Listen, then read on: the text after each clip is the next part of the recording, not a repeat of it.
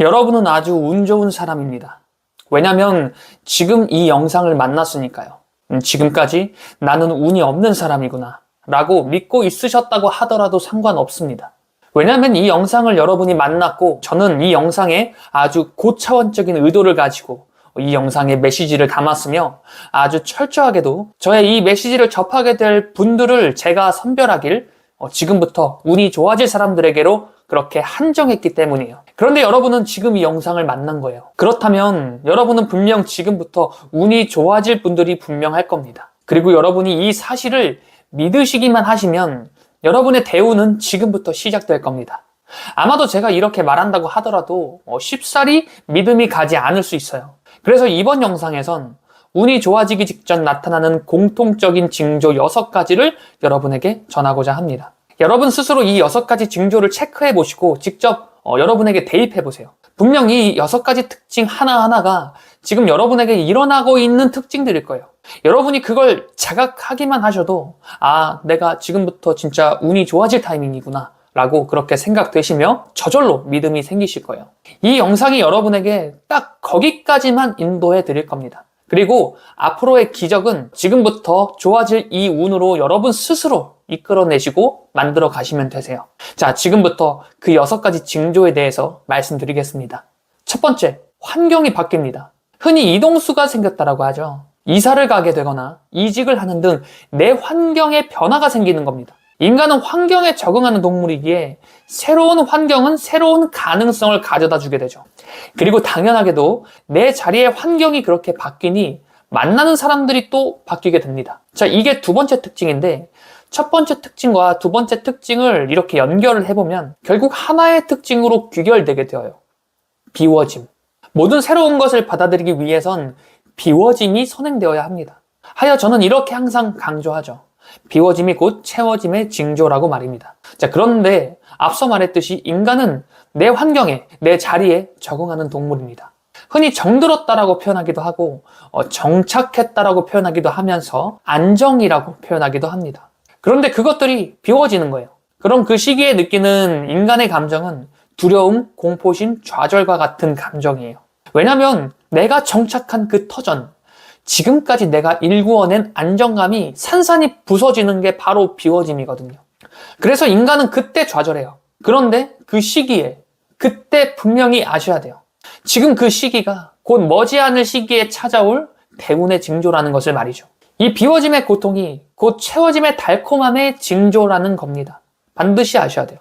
그래서 그때 다시 한 번만 더, 딱 한 번만 더라는 심정으로 다시 한번 일어나셔야만 합니다. 그래야 여러분에게 앞으로 쏟아질 대운의 황금을 전부 다 받아내실 수 있어요. 그리고 세 번째 특징은 지금 제가 여러분에게 이 비워짐의 시기를 설명하는 동안 아마도 스스로 무언가 깨달음이 오거나 순간적으로 문득 스치고 지나간 영감, 직감 같은 것들이 있었을 거예요. 그게 바로 세 번째 특징입니다. 새로운 깨달음과 감사함이 나의 내면에서부터 솟아오르는 거예요. 이는 여러분의 5차원적 존재가 여러분의 잠재의식 안에서 계속해서 외치고 있는 겁니다. 지금이야말로 다시 일어서야 할 타이밍이라고 곧 여러분이 그토록 간절히 바라던 그 성공의 순간이 머지않아 찾아올 시기라고 5차원적 존재가 여러분의 잠재의식 안에서 계속해서 외치고 있는 거예요. 이때 내면에서 불어오는 그 직감, 영감 같은 것들을 적극적으로 받아들이셔야만 합니다. 그리고 실제로 운이 좋아지는 시기엔 이 직감, 영감에 더 민감하게 반응하게 되고 문득 아이디어가 솟아오르거나 문득 무언가를 해야겠다라는 직감이 그렇게 불어올 때 적극 실행에 옮기기 시작해요. 그리고 분명 실행은 결과를 동반하게 되고 문득 다시 주변을 되돌아보았을 때 이전과는 다른 새로운 것들, 이전 것들보다도 더 좋은 것들이 내게 채워진 현실을 여러분은 경험하게 되실 겁니다. 그리고 네 번째는 자신감이 솟아오르기 시작해요. 직감, 영감에 더 민감해지고 무언가 실행에 옮기는데 주저함이 없어지다 보니 내면에서부터 자신감이 솟아오르기 시작하는 겁니다. 분명 상황은 현재 좋지만은 않은 것 같은데 앞으로 뭔가 더 잘 될 것 같고 위기 상황인데도 불구하고 오히려 더 평온한 감정 상태, 심지어 순간적으로 두려움이 막 엄습해온다고 하더라도 이내 곧 자신감으로 무장한 채 또다시 나아감을 선택하게 되죠. 그리고 이렇게 긍정적인 직감과 영감, 그로 인해 피어나는 자신감으로 인해 여러분의 내면엔 긍정의 주파수로 무장된 에너지로 가득 차게 됩니다. 이러한 내면의 에너지는 우리 얼굴에 그대로 반영되게 돼요. 따라서 5번째는 얼굴빛이 밝아진다는 거예요. 그래서 흔히 너 요새 좋아 보인다. 특히 뒤에서 후광이 비치는 것 같다라는 등의 이런 주변 사람들의 피드백을 들을 수 있어요. 결국 우리는 이 영차원이라는 전체라는 세계와 연결되어 있기 때문에 이러한 긍정의 주파수를 주변 사람들은 여러분을 보자마자 직감적으로 느끼게 되는 거예요. 이는 곧 사람을 끌어당기는 힘이 강력해짐을 뜻하는 것이고, 나폴레옹 힐의 성공하라 그리고 부자가 되어라에서 보면 성공의 가장 큰 1등 핵심 원칙은 다른 사람의 협력을 이끌어내는 것이라고 합니다. 자, 그렇기에 이렇게 사람을 끌어당기는 힘이 여러분의 내면에서부터 피어오르면서 그렇게 그 힘이 강력해지는 이 시기야말로 분명 운이 좋아지는 징조라 할 만할 겁니다. 자, 그리고 마지막 6번째는 이렇게 긍정의 주파수, 긍정의 에너지로 나의 내면이 가득 채워지니 이는 건강을 불러올 수 있는 흐름과도 연결되게 될 거예요. 따라서 몸이 안 좋았던 사람들은 다시 건강이 회복되고 기운이 솟아오르는 등 신체의 기운이 상승되기 시작할 겁니다. 자, 따라서 정리해보면 첫 번째, 내 주변의 환경이 변화되고, 두 번째, 내 주변 사람들이 변화되기 시작하며, 세 번째, 직감과 영감이 발달하여 깨달음의 깊이가 커지고 감사함이 나의 내면을 가득 채우게 되며, 네 번째, 자신감이 솟아오르고, 다섯 번째, 그로 인해 얼굴빛이 밝아지며, 여섯 번째, 건강이 회복되는 이러한 흐름. 자, 이러한 흐름이 운이 좋아지는 시기에 나타나는 보편적인 흐름이라는 겁니다. 자, 여러분이 만약에 이 6가지 특징 중에 최소 2가지 이상을 지금 겪고 있다면 이제 막 운이 들어오기 시작했다는 징조가 분명할 거고요. 만약 3가지 이상, 4가지 정도까지 비슷한 상황을 겪고 계시다면 지금 이미 운의 상승 흐름이 진행되고 있는 중이니 여러분의 5차원적 존재가 주는, 그러니까 여러분 잠재의식에서 계속해서 지금 직감과 영감으로 전하고 있는 그 메시지에 더 집중하시길 바라겠습니다. 자, 여러분은 분명 성공합니다. 여러분이 그것을 선택했기 때문이죠. 반드시 찾아올 그 성공의 순간을 지금부터 미리 기대하며 오늘 하루도 한 발자국 더 여러분의 성공으로 나아가셨으면 좋겠습니다. 여러분은 반드시 성공합니다.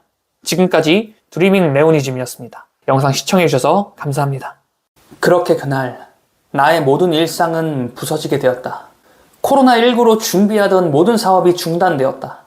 특히나 사회적 거리두기가 강조되었던 시기이기에 관객들이 모여 공연을 관람해야 하는 이 업계는 처참히 무너질 수밖에 없었다. 아직도 사무실 짐을 빼던 그날이 기억이 난다. 형식상 대표였던 그 사람은 사무실 짐이 다 빠지던 그 순간까지도 얼굴을 보이지 않았다. 어쩌면 실질적인 대표였던 나와 나를 믿고 이 회사에 입사하여 힘을 보태주었던 고등학교 동창 한 명. 이 2명만이 묵묵히 10평짜리 사무실을 묵묵히 정리해 나갔다. 내가 실패했다라는 상황을 인정해야만 하는 이 순간이 그냥 짜증이 났던 것 같다. 아니, 짜증이라기보다 허무했다. 공허했고 참 허탈했다. 그리고 막막했다. 특히 내가 사람을 너무나 믿었다라는 사실을 인정해야만 하는 그 상황이 참 아프기도 했다. 내게 남겨진 수천만 원의 빚, 날 믿고 수개월이라는 시간을 함께 해준 내 친구에게 너무나 미안했다. 모든 것을 정리하고 집으로 돌아가면서 생각했다. 혹시 꿈이 아닐까? 꿈이라면 얼른 깼으면 좋겠다라고 생각했다. 왜 사람들이 현실을 외면하는지 알 것 같은 생각도 들었고, 실질적으로 볼을 꼬집어 보기도 하고 눈을 비벼도 봤지만 이건 분명 내 현실이 분명했다. 그렇게 지하철에서 내려 집으로 돌아가는 길에 나도 모르게 눈물이 났다. 눈물이 나는데 짜증도 나고 화도 나고, 이러다 정말 사고 칠 것 같다라는 생각마저 들 만큼 나는 불안정한 상태가 분명했다. 얼마나 걸었을까? 그렇게 아무 생각 없이 저벅저벅 걸었는데도 정말 한치의 오차도 없이 내 눈앞에 우리 집이 보였다. 수십 년을 함께한 집.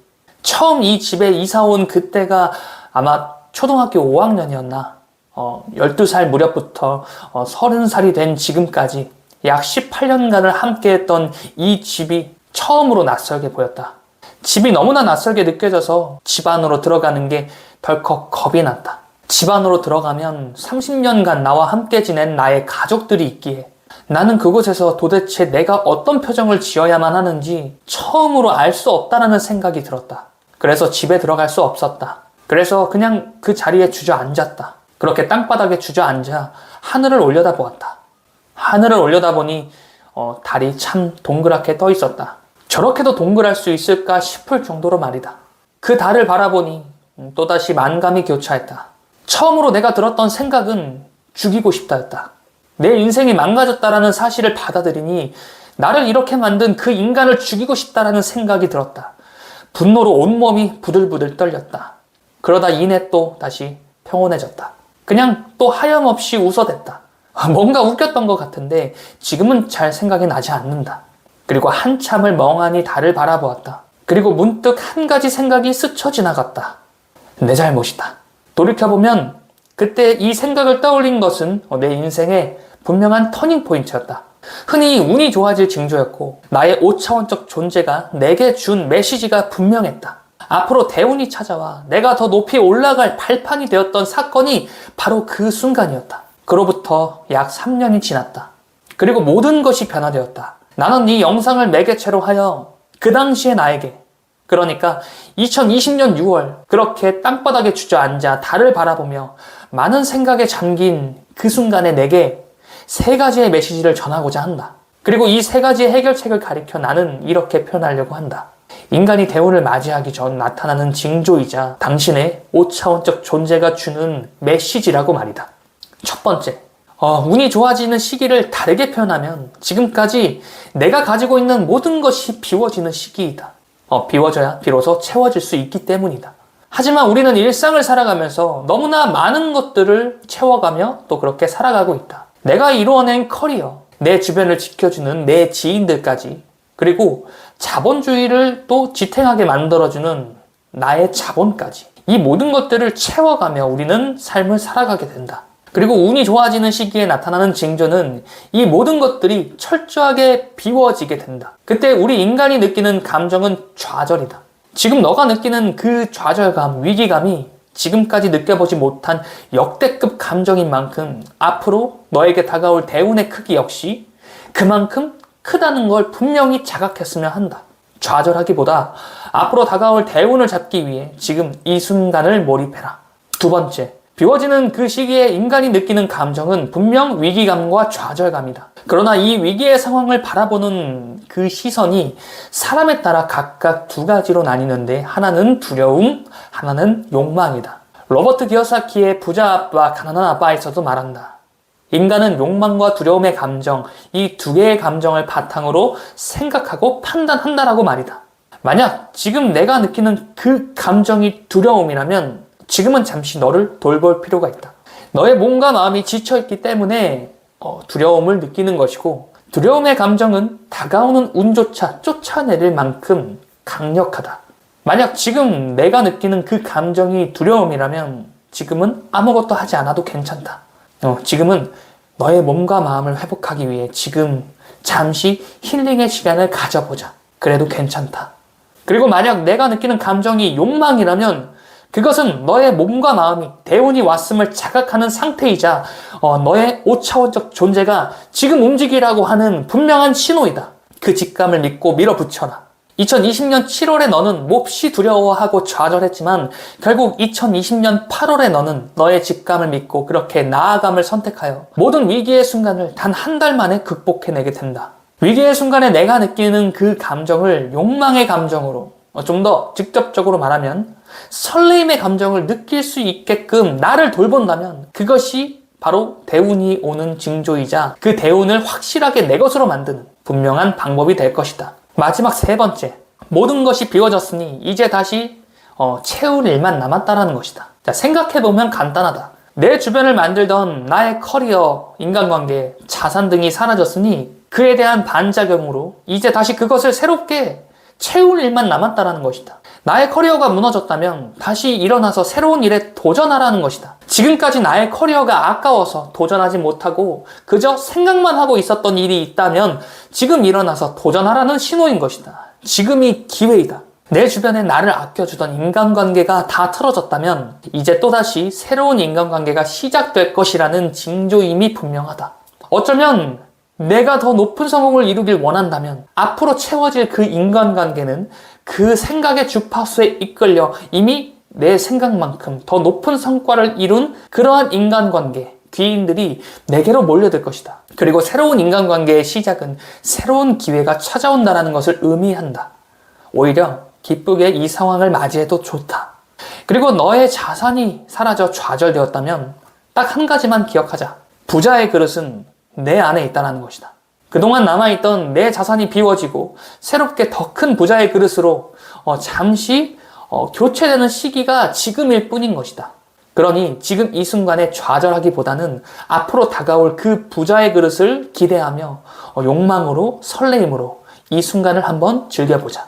그리고 그 새롭게 교체된 부자의 그릇으로 자산이 쏟아지는 그 순간은 머지않아 곧 너에게로 다가온다. 그리고 부자의 그릇이 교체된 만큼 이전에 내가 벌어들이는 그 금액보다 더 큰 금액이 내게로 쏟아질 것이니 미리부터 준비하고 대비하자. 변화란 비워짐에서 찾아온다. 우리는 가끔 내가 가진 모든 것들을 지켜내면서 새로운 변화가 찾아오길 기대하지만 실은 변화가 찾아오기 위해선 반드시 내 주변이 비워져 있어야 한다.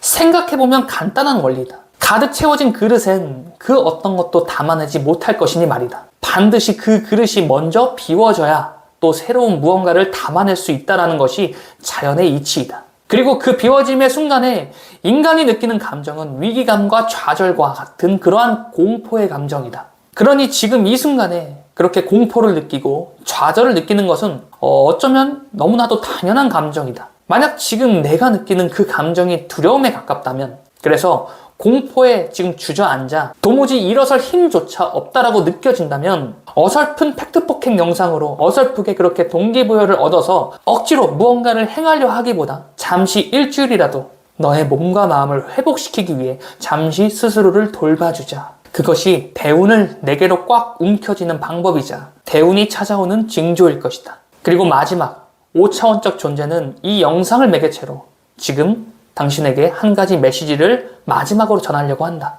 괜찮아. 너는 더 잘될 운명으로 가게 될 거야. 지금까지 드리밍 레오니즘이었습니다. 영상 시청해주셔서 감사합니다. 만약 지금 정말 막막하고 죽고 싶은 상황이라면 정말 진심을 다해 축하드립니다.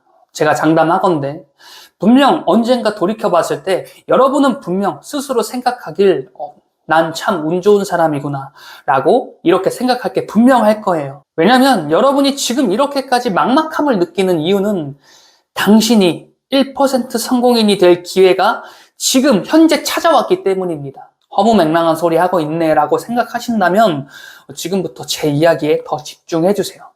혹시 여러분 그런 생각 해보신 적 있으신가요? 나는 왜 하는 일마다 이 모양이냐, 뭘 해도 항상 꼭 뭔가가 막히네 라는 이런 생각 말이죠. 저는 어릴 때 이런 생각이 당연하다라고 생각을 했어요. 난 원래 재수가 없는 사람이구나, 뭘 하든 한 번에 되는 건 없지 라고 이렇게 생각을 했는데 절대 제가 긍정적이어서 이렇게 넘겨버리곤 한 게 아니었습니다. 이런 생각을 할 때마다 항상 스스로 타격을 받았어요. 그냥 난 뭘 하든 안 되는 사람, 그렇게 저를 그렇게 판단을 해버리니 정말 그렇게 재수없는 상황 모든 게 납득이 되더라고요. 그냥 그뿐이었습니다. 그런데 지금 30대가 된 저는 하루에도 몇 번씩 이 말을 외치곤 해요. 나는 야 럭키 가이. 지금은 저 스스로 참 운 좋은 사람이라 생각합니다.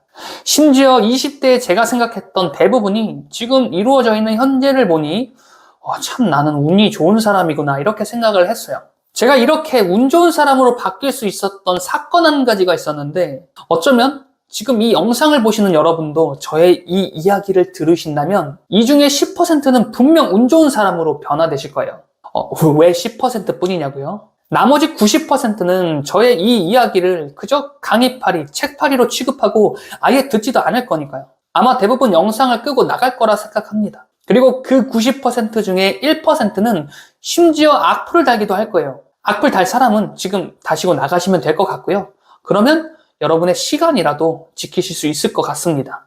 저는 이 이야기를 듣고 변화될 10%의 분들을 위해 지금부터 저의 이야기를 들려드리려고 합니다. 저 이번 영상에서 뭐 책 사라, 강의 사라 이런 말 안 할 거니까 안심하시고 들으셔도 되실 것 같고요. 시간을 약 10년 전으로 거슬러 올라가 볼게요. 2012년 제가 22살 때였어요. 그 당시 저는 참 재수없는 사람이고 내 인생이 앞으로 어떻게 흘러갈지 도무지 모르겠다라고 진짜 노답이라고 생각하고 있었어요. 그도 그럴 것이 가수 지망생으로 실용음악과에 어찌저찌 입학했는데 진짜 극심한 무대 공포증으로 인해 남들 앞에서 노래 부르는 것 자체가 너무 고통스러운 거예요. 그러다 보니 평소 막 즐겨 부르던 이런 노래 부르는 것도 점점 싫어졌고 심지어 성대결절 초기 증상을 보이게 되면서 저는 2012년 12월 도망치듯 군대에 입대하게 됩니다. 저는 입대하면서 다짐했어요. 다시는 노래 부르지 않겠다라고 말이죠. 그 당시 또 신실한 기독교인이기도 했는데 저는 신을 향해 외쳤습니다. 노래 부르는 사명 따윈 개나 주라고 말이죠. 다시는 당신을 위해 노래 부르지 않겠다고 다짐하고 다짐하며 모든 걸 포기한 채 절망감을 안고 군대에 입대했습니다. 2012년 12월 3일 그렇게 논산 육군훈련소에 처음 입소를 하는데 모든 게 낯설더라고요. 머리는 빡빡머리로 밀려있지 다들 불만 가득한 표정으로 줄지어서 이동을 하는데 또 저기선 막 고래고래 소리치고 있지. 그런데 전 이상하게 참 그 상황이 마음이 편하더라고요. 여기서 나갈 생각을 하니까 와 진짜 까마득하게 느껴지면서 그냥 생각하는 걸 포기해버리고 맙니다. 그러니까 또 머리가 비워져서 괜찮았어요. 그리고 다시는 노래 부르지 않기로 했으니 앞으로 어떤 인생을 살아가야 할까? 21개월 동안 잘 생각해보자고 다짐하게 됩니다. 그렇게 훈련을 받던 어느 날 소대장이 훈련병 몇 명을 착출해서 불렀어요. 그리고 묻더라고요. 여기서 논산조교에 지원할 생각이 있는 사람? 근데 저는 밖에서부터 이상하게도 난 논산조교로 복무할 거야 이렇게 외치고 다녔었거든요. 정말 호언장담하듯이 말이죠. 그런데 신기하게도 제가 그 중에 한 명으로 진짜 착출된 거였어요. 그래서 저는 이미 마음이 있었기 때문에 제가 하겠다라고 적극 손들면서 지원하게 됩니다. 그리고 이어서 소대장이 말하더라고요. 실용음악과 보컬 전공이면 노래 잘하겠네? 자, 그 질문을 시작으로 저는 저의 의도와는 정반대되는 상황에 이끌리게 됩니다. 노래하는 삶을 포기하고자 마음 먹었지만 갑자기 계속 노래해야 되는 상황과 마주하게 되는 거였어요. 조교 면접에서 무궁화 3개, 그러니까 대령이었던 연대장과 면접을 보게 됩니다. 자, 그리고 연대장은 거기서 장기자랑 하나씩을 시키더라고요. 그리고 당연히 노래 불러보라며 저에게 지시를 했어요. 연대장의 명령은 진짜 순식간에 산 하나를 이동해버릴 수 있다라고 할 만큼 강력하기에 전 필사적으로 노래 불렀어요. 아마도 김연우의 내가 갑자기 계속 노래해야 되는 상황과 마주하게 되는 거였어요. 조교 면접에서 무궁화 3개, 그러니까 대령이었던 연대장과 면접을 보게 됩니다. 자, 그리고 연대장은 거기서 장기자랑 하나씩을 시키더라고요. 그리고 당연히 노래로 그 상황이 끝나는 줄 알았는데 거기서부터 또 모든 게 변화되기 시작해요. 앞서 이야기했듯이 연대장의 한마디는 산 하나를 순식간에 옮겨버릴 정도로 강력하다라고 했죠. 어느 날 연대장이 고작 훈련병이었던 저를 직접 호출하게 됩니다.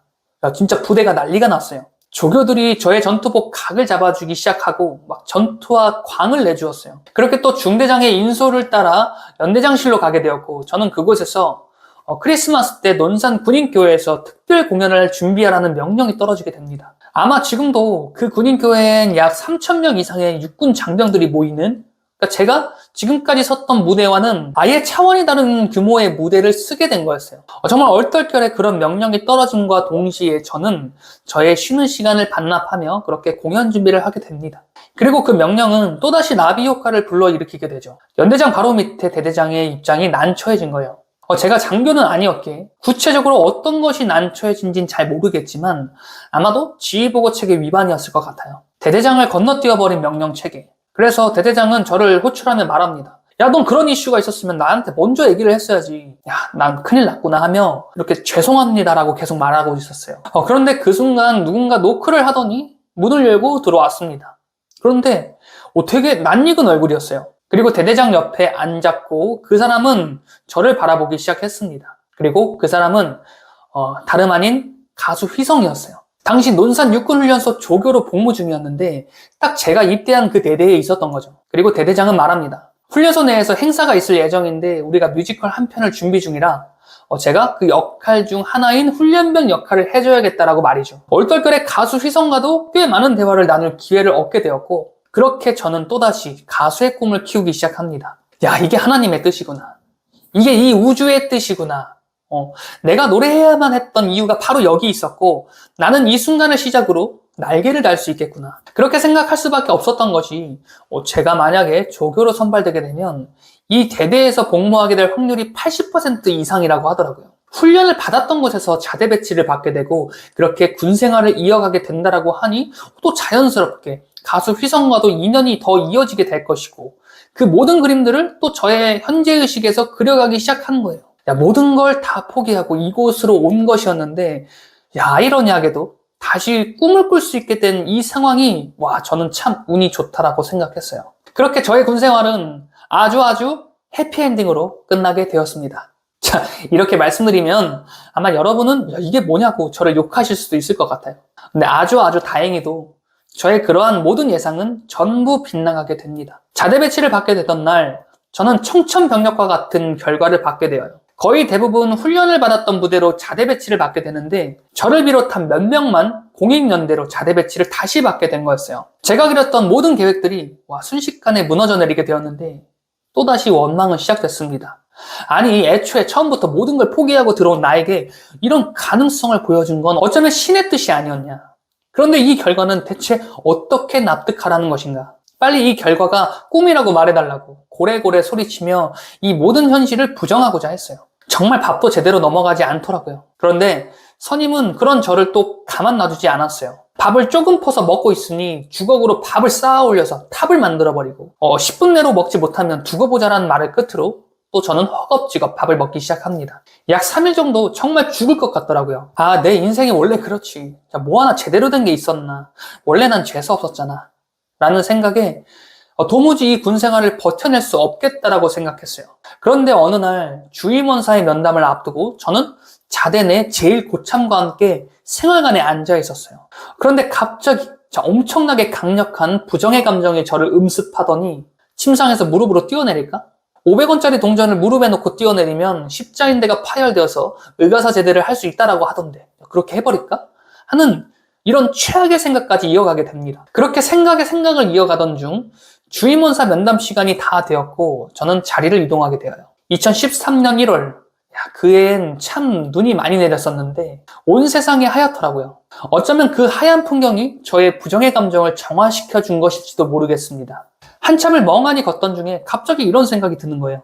혹시 내 생각에 갇혀서 내 멋대로 판단하고 있었던 것은 아닐까? 난 논산조교로 복무하고자 했던 것이지 내가 훈련받았던 자대에서 그렇게 복무하고자 했던 건 아니었잖아. 아직 군 생활이 끝난 것도 아닌데 내가 너무 내 생각에 갇혀서 부정적으로만 생각했던 것 아닐까? 그 생각을 끝으로 주임원사의 면담은 시작됩니다. 그리고 어떤 말이 오고 갔는지는 약 10년 전 일이다 보니까 정확히 기억은 안 나지만 이 말은 분명하게 기억하고 있어요. 이게 너의 인생 최고의 선택이라 생각하고 믿어라. 그럼 그렇게 될 것이다. 라고 말씀하시더라고요. 그 말을 듣는데 갑자기 울컥했습니다. 뭔가 마음의 벽이 와르르 녹아내리는 것 같은 기분도 들었어요. 그렇게 자대로 돌아가는 길이었어요. 동기들과 다 헤어지고 저 혼자 터벅터벅 길을 걷고 있는데 문득 그런 생각이 들더라고요. 이게 내 인생 최고의 선택이다. 한번 믿어보자. 끝까지 가보자. 라고 말입니다. 그렇게 전 발끝에 고정되어 있던 시선을 들어올려 제가 앞으로 생활해야 될 생활관을 바라보았어요. 그런데 신기한 게 지금까진 보이지 않았던 한 문구가 정말 선명하게 눈에 보이기 시작합니다. 그리고 정말 신기하게도 그 글귀가 화살처럼 제 가슴에 꽂히는 것 같은 느낌이 들었어요. 그리고 그 글귀는 지금까지도 제 인생의 모토가 되어 저를 운 좋은 사람으로 만들어 주었습니다. 당시 ROTC가 와서 훈련을 받고 있었는데 그 ROTC를 환영하며 적은 문구였거든요. 바로 내 인생 최고의 선택 ROTC. 지금 이 순간을 즐겨라. 당시 ROTC라는 단어는 빠진 내 인생 최고의 선택 지금 이 순간을 즐겨라 라는 이 말이 강력하게 저에게 꽂히면서 저의 심장에 강력히 박히게 됩니다. 그리고 그때부터 신기하게도 입맛이 돌기 시작하더라고요. 밥도 잘 넘어가고 선임들과의 관계도 좋아지면서 그렇게 21개월간의 군 생활을 마치게 돼요. 훗날 돌이켜보니 만약에 제가 훈련을 받았던 곳으로 자대 배치를 받아서 그렇게 군 생활을 이어갔더라면 저는 종교 생활도 이어가지 못했고 심지어 노래를 계속 부를 수 없는 상황에 처하게 되었더라고요. 왜냐하면 그 연대가 연대장이 바뀌면서 모든 걸 통제해버리는 정책으로 바뀌어버렸다는 것입니다. 그런데 저는 신기하게도 제가 자대 배치를 받았던 부대의 대대장이 기독교 총무라는 임원 자리를 맡고 있었고 저에게 교회에서 계속 노래 부르라는 지시를 시작으로 약 1년 6개월간 지속적으로 교회에서 노래를 부르게 돼요. 그리고 그걸 시작으로 대대장은 자대 내에 밴드부를 설립해서 지속적으로 노래할 수 있는 환경을 만들어 주셨고요. 신기하게도 그곳에서 예술가들을 정말 많이 만나면서 저녁 이후에도 제가 실용음악에서 뮤지컬로 전향할 수 있을 가르침을 또 주기도 했습니다. 여러분, 전 참 운이 좋은 사람이 되었어요. 딱 한 가지 글귀가 제 인생의 좌우명이 되면서 전 제가 계획한 모든 일을 전부 이루어낼 수 있는 사람이 되었습니다. 내 인생 최고의 선택, 지금 이 순간을 즐겨라. 내가 어떤 목표를 이루어내겠다고 그렇게 좌표를 찍잖아요? 그럼 우리의 잠재의식 안에 내가 완성해야 할 최종 목표 지점이 찍히게 되는 거예요.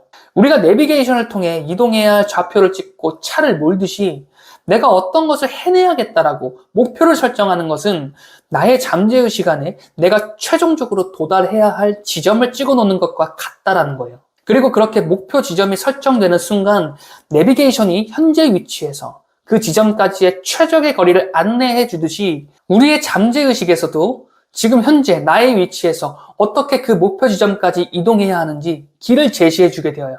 순간적으로 유레카를 외치며 야, 이것을 해야겠다. 이런 직감적으로 느끼는 것들이 실은 잠재의식에서 그 길을 걸어야만 한다라고 나에게 강력하게 메시지를 전하고 있는 거예요. 그런데 우리 현재의식에서는 잠재의식이 보내오는 그 신호를 적극 거부합니다.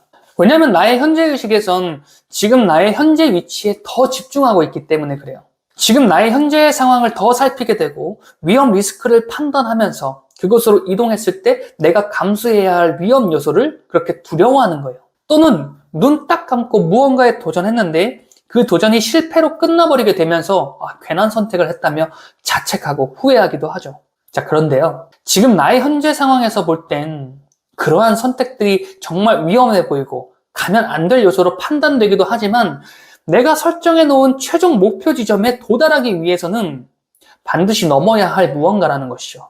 우리가 내비게이션을 따라 이동할 때도 때론 차가 막힐 수도 있고 때론 갑작스레 사고를 맞이하여 잠시 정차될 수도 있어요. 또는 내비게이션의 오류로 이상한 길로 들어설 때도 있겠죠. 만약 그런 상황에 처하게 될 때 우리가 만약 다시 움직이는 것을 포기하고 그곳에서 좌절해버리며 욕만 하고 있다면 어떻게 될까요? 절대 내가 목표로 해서 좌표를 찍어 놓은 그 지점까지 도달하지 못할 거예요. 왜냐하면 내가 움직이는 것을 포기해버리는 순간 그 어떤 풍경도 변화되지 않기 때문이죠. 막다른 길을 보면서 그저 욕만 하고 있다면 내 눈앞에 보이는 풍경은 계속해서 막다른 길일 뿐입니다. 그런데 위치를 재탐색해서 다시 그곳으로 향하는 길을 찾아 움직이기 시작한다면 점점 내가 처음 찍어놓은 그 목표 지점에 점점 가까워지게 될 거예요. 심지어 그 목표 지점에 완전히 도달했음에도 그곳을 못 찾는 경우도 있어요. 주변만 뱅뱅 돌면서 말이죠. 그런데 그렇게 뱅뱅 돌고 있는 상황에서도 끝까지 그 목표를 찾아내고자 움직인다면 결국 우린 그 지점을 찾아내게 됩니다. 그리고 안전하게 주차한 뒤 내가 그 지점에 도달한 뒤에 해내고자 했던 그 무언가를 적극 누리게 되어요. 마찬가지예요. 잠재의식에 찍어놓은 그 좌표대로 나의 현재의식이 계속해서 움직여 주어야 해요. 안주한다라고 하죠. 안정적이라고 표현하기도 하고요. 그 말의 이면은 지금 내가 정차해 있는 이곳에서 뿌리를 내리겠다라고 말하는 것과 똑같아요. 그럼 내비게이션의 좌표 지점을 다시 내가 있는 지점으로 찍어놔야겠죠. 아예 내비게이션을 꺼버려도 좋고요. 그런데 그렇게 되면 나의 현실은 변하지 않습니다. 막다른 길에 처해도 되고요. 잠시 정차가 돼도 좋아요. 그리고 접촉사고가 일어나도 됩니다. 도로 위에선 모든 게 일어날 수 있는 일이에요. 그것을 인정하고 계속 내가 가고자 하는 그 목표 지점을 향해 엑셀을 밟으면 됩니다. 잠재의식이 인도하는 그 길을 향해 나의 현재의식이 계속해서 나아가기만 한다면 반드시 여러분이 목표했던 그 이상적인 지점에 도달할 수 있을 거예요. 브레이크를 밟길 주저하지 마세요. 도로 위에선 브레이크를 밟아줘야 하는 순간도 필요한 법입니다. 그리고 그죠? 다시 엑셀을 밟기만 하면 돼요. 여러분은 반드시 해낼 수 있습니다. 영상 시청해주셔서 감사합니다. 여러분이 지하철을 타러 가는데 승강장에 딱 도착하자마자 지하철이 도착했어요. 그리고 곧바로 문이 열렸는데 딱 한 자리 남은 그 자리를 여러분이 앉게 된 겁니다. 내심 쾌재를 부르며 여러분은 생각하게 되겠죠. 야, 오늘 운이 좋네. 인생을 살다 보면 이렇게 뜻하지 않게 모든 타이밍이 척척척 맞아 떨어지는 경우가 생깁니다. 그런 경우를 가리켜 우리는 운이 좋다라고 표현을 하죠. 아마도 이렇게 운 좋은 순간만 매번 있을 수 있다면 얼마나 좋을까요? 적어도 지금 여러분이 간절히 바라며 준비하는 그 목표 정도는 아주 손쉽게, 정말 누가 보면 야 정말 운이 억수로 좋다라고 할 만큼 너무나도 당연하게 100% 이루어낼 수 있을 거예요. 그리고 지금부터 이 영상은 여러분이 직접 의도적으로 자신의 운을 좋게 만들 수 있는 그 방법을 여러분에게 전할 예정입니다. 이렇게 말하면 99%는 또 허무맹랑한 소리 하고 있네 라고 하며 무시하고 나갈 게 뻔합니다. 그런 분들이라면 얼른 좋아요 하나씩만 눌러주시고 나가시면 되겠고요. 이 영상을 끝까지 보실 수 있는 1%의 사람들, 정말 나의 목표를 위해 간절함으로 하루하루를 보내고 있는 1%의 사람들에게 이 영상은 여러분의 5차원적 존재가 여러분에게 주는 메시지가 될 겁니다. 제가 잘났다라는 게 아니고요. 모든 것의 가능성을 담고 있는, 그래서 어떤 것이든 다 이루어낼 수 있는 여러분의 완성형 존재, 그 5차원적 존재가 저라는 매개체를 통해 여러분에게 직접적으로 전하는 메시지가 될 거란 거예요. 그건 제 메시지가 뛰어나서도 아니고요. 단지 여러분 스스로가 이 메시지를 듣고자 희망했기에 가능할 수 있는 기회라는 겁니다. 자, 여러분은 반드시 성공합니다. 지금부터 이번 영상의 메시지를 본격적으로 시작하도록 하겠습니다. 이 세상의 모든 순간, 모든 상황, 모든 사건은 반드시 양면의 가능성을 지니고 있습니다. 자, 먼저 한 가지 일화가 기억이 나요. 작년 이맘때쯤이었어요. 눈이 정말 많이 내렸고 저는 분양상담사로서 마지막 현장에 아주 몰입하고 있었습니다. 당시 굉장히 큰 현장에 있었는데 1조짜리 사업 현장이었던 터라 모든 것을 VIP 수준에 맞춰 영업 준비를 진행하고 있었고, 그 중에서도 가장 강조되었던 것이 바로 정시 출근이었어요. 기본에 충실하자는 거였죠. 그 중에 저는 단 한 차례 지각도 없이 저 스스로와의 싸움을 그렇게 또 이어가고 있었던 중이었는데, 그날 유독 일어나기 힘든 아침이었던 걸로 기억을 해요. 그동안의 피로가 참 누적되었던 것 같습니다. 몇 주 전부터 좀 한계라고 생각하긴 했는데 그날따라 유독 몸이 무거웠고 5분만 더 자자라는 생각으로 그렇게 눈을 감아버리게 됩니다. 그렇게 30분이 지나버렸어요.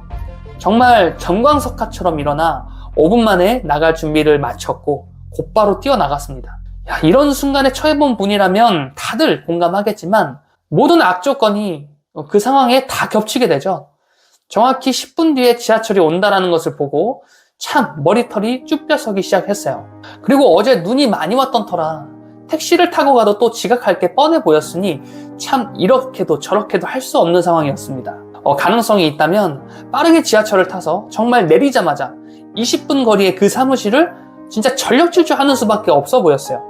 그러면 조금이나마 가능성이 있어 보이는 듯 했습니다. 여차저차하여 지하철을 또 타게 되었고 초조한 마음으로 그렇게 이동을 하게 돼요. 그리고 목표하는 지점에 도착하게 됐습니다. 정말 지하철에서 내리자마자 전력 질주로 뛰기 시작했어요. 그런데 수북히 쌓인 눈밭에서 뛰는 게 이게 쉬운 게 아니더라고요. 게다가 그곳은 아주 철저히 내리막길이었습니다. 자칫 발을 잘못 디디면 눈사람이 될 게 뻔해 보였어요.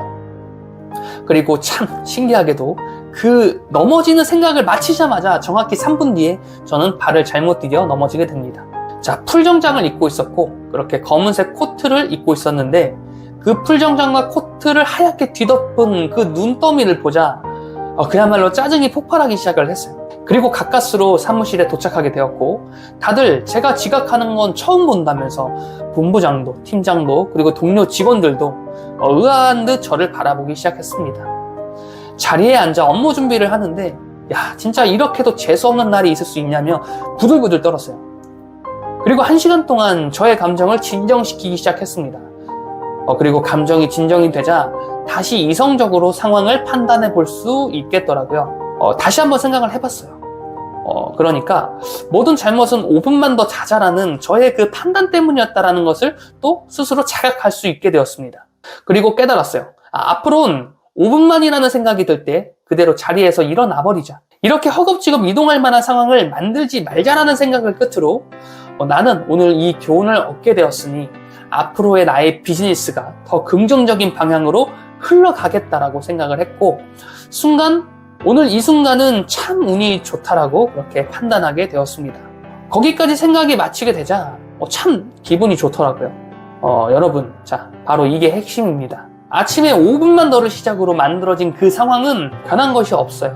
다만 그 사건을 바라보는 저의 시선이 바뀜으로 인해 저는 하루 시작을 지지리도 재수 없는 아침으로 시작을 했다가 다시 하루 시작이 참 운이 좋았다며 그렇게 스스로 또 느끼게 된 겁니다. 그리고 실제로 이 나비 효과는 저에게 큰 계기 하나를 실제로 가져다 주었는데요. 당시 이 이야기를 유튜브로 풀어내어 지금과 같은 인사이트를 전하는 영상으로 이렇게 좀 풀어내게 됐는데, 그 영상이 유튜브에서 반응이 오기 시작한 거예요.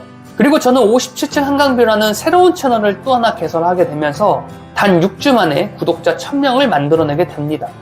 진짜 재수없었던 그날의 아침의 일화는 제게 있어 정말 운이 좋았던 순간으로 그렇게 작용할 만하게 된 상황으로 변화되게 된 것이죠. 무엇이 이것을 가능하게 만들었을까요? 단순히 그 상황을 재수없었던 하루의 시작이 아니라 앞으로의 미래를 더 보완하는 가능성으로 그렇게 생각하고자 하니 나에게 있어 정말 운 좋은 날로 작용하기 시작한 겁니다. 실제로 제가 운이 좋았다며 마인드 컨트롤을 한 것을 넘어 그 사건 자체가 또 하나의 계기가 되어서 나에게 그렇게 직접 새로운 가능성 하나를 던져주기 시작한 거예요. 자, 어떻게 그럴 수 있었을까요? 자, 정답은 내가 바라보는 매 순간순간, 그러니까 어떤 상황을 해석하는 나의 생각이 부정의 감정을 느끼는 데 초점이 맞춰지면 나의 5차원적 존재는 그 감정에 적극 반응하게 됩니다. 그리고 그 부정의 감정을 다시 2차원의 세계로, 그리고 1차원의 세계로, 그렇게 0차원이라는 전체의 세계로 또 전하게 되면서 내가 부정의 감정을 또다시 느낄 만한 상황을 인도해 주게 되죠. 자, 반대로 어떤 상황을 해석하는 나의 생각이 긍정의 감정에 초점이 맞춰지면 나의 5차원적 존재는 그 감정에 또다시 적극 반응하여 나를 더 긍정적인 상황으로 이끌게 되는 것입니다. 자, 끌어당김의 법칙이에요. 우리가 살아가는 세계는 흔히 공간의 차원인 3차원의 세계라고 표현하죠. 그리고 이 공간이라는 차원이 과거, 현재, 미래라는 이 직선의 차원과 만나게 되면 그것은 곧 4차원의 세계가 됩니다. 그리고 5차원의 세계는 내가 선택한 인과관계를 넘어 나의 선택으로 인해 그렇게 남겨진 기회비용에 대한 가능성까지 모든 정보를 담고 있는 고차원의 세계죠. 자, 무슨 말인지 잘 이해가 가지 않으신다면 제가 이해를 도울 만한 방법론 한 가지를 소개해 드릴게요. 자, 지금 고개를 들어 여러분 눈앞에 어떤 사물, 대상에 집중해 보세요. 그 사물을 기점으로 2차원의 이미지 한 장이 펼쳐지게 될 겁니다. 자, 그런데 나의 시선을 어떤 사물, 대상에 집중하지 않고 그저 멍하니 있듯이 초점을 맞춰보지 않는 거예요. 그냥 눈앞에 보이는 전체의 세계에 집중하는 겁니다. 그럼 신기하게도 또 주변에 지나가는 자동차들, 지나가는 사람, 흘러가는 구름 등 눈앞에 전체적인 사물의 모습이 한눈에 들어오는 듯하게 보일 거예요. 즉, 우리의 시각이라는 감각을 제한해버리니 비로소 3차원의 공간을 바라볼 수 있게 된 겁니다. 자, 그리고 눈을 감아보세요. 그리고 귀에 들리는 소리와 피부로 느껴지는 감각, 이렇게 오감에 집중해보세요. 마치 과거, 현재, 미래의 시간이 내게로 스치듯 흘러가는 감각을 그렇게 느껴보는 겁니다. 자, 명상법에 따르면 점점 더 이 감각이 고조되는 순간 시간도 공간도 초월한 감각에 도달하게 된다라고 해요. 그저 존재한다라는 감각 말이죠. 그것이 바로 시간의 개념을 초월한 4차원의 감각일 거예요. 그리고 그것마저 초월하게 되는 경지. 어쩌면 그저 내가 느끼는 감정 자체로 그 감각은 5차원의 세계, 그 자체의 존재일지 모르겠습니다. 자, 하여 여러분이 바라보고자 하는 감정이 바로 여러분의 5차원 세계를 만들게 되는 것이고요. 여러분의 5차원 세계가 바라보는 방향에 따라 여러분의 현실은 반응하게 된다는 겁니다. 그리고 인간은 크게 두 가지의 감정인 두려움과 욕망의 감정을 중심으로 생각하고 판단한다라고 했죠. 나의 5차원 세계가 반응하는 감정이 두려움의 감정이라면 계속해서 여러분은 운이 안 좋은 사람으로 인식하게 될 겁니다. 운이 좋아지기 위해 찾아오는 징조들, 인간관계가 무너지고 커리어가 무너지며 금전이 마르고 몸이 아프는 등 이 모든 변화를 바라보며 두려움을 느끼는 거예요. 그렇게 매 순간 왜 내게는 맨날 이런 일만 일어나느냐, 신세 한탄으로 세월을 갉아먹게 되는 겁니다. 하지만 여러분의 5차원의 세계가 긍정에 반응하게 된다면 운이 좋아지는 징조가 찾아오는 그 순간에 또다시 내게로 채워질 여러 가지 기회에 더 초점을 맞추게 될 거예요. 하여 매 순간이 기회이고 이 세계는 나를 사랑한다는 감정이 충만해지면서 더욱더 운 좋은 사람으로, 그러니까 매 순간 운 좋은 사람으로 그렇게 변화될 수 있게 되는 겁니다. 자, 생각해보세요. 아무리 금전이 마르고 길거리에 나앉게 생겼다라고 하더라도 곧 다가올 기회를 바라보고자 하는 사람에겐 그 어떤 부정의 감정도 줄 수 없는 것입니다. 모든 감정과 그에 대한 판단은 내 안에 깃들어 있는 5차원의 세계의 방향에 따라 나뉠 뿐이지 그 상황 자체로는 나에게 어떠한 영향력도 줄 수 없는 것이니 말이죠. 자, 여러분은 운 좋은 사람입니다. 이 영상을 만났으니 말이죠. 이 사실을 믿고 오늘 하루도 여러분의 성공을 향해 한 발자국 더 나아가는 하루가 되셨으면 좋겠습니다. 지금까지 드리밍 레오니즘이었습니다. 영상 시청해주셔서 감사합니다.